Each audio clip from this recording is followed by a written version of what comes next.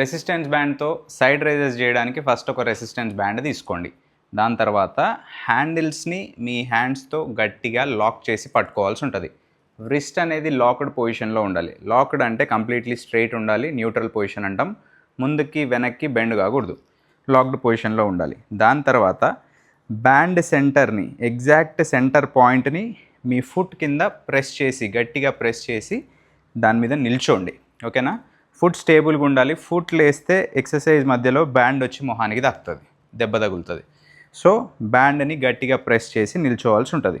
దాని తర్వాత హ్యాండ్స్, మన వ్రిస్ట్ ఉన్నాయి కదా, రెండు లాక్డ్ పొజిషన్స్లో ఉంటాయి అండ్ పామ్స్ అనేవి ఫేసింగ్ ఈచ్ అదర్ ఉండాలి, న్యూట్రల్ పొజిషన్ అంటాం.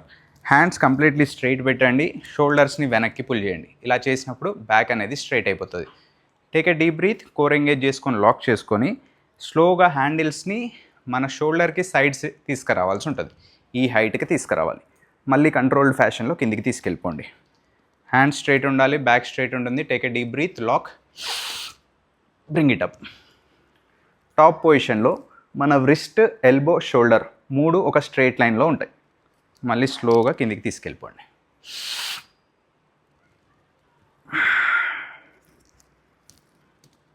స్లో కంట్రోల్డ్ ఫ్యాషన్లో చేయాలి, మొమెంటమ్ యూస్ చేయొద్దు.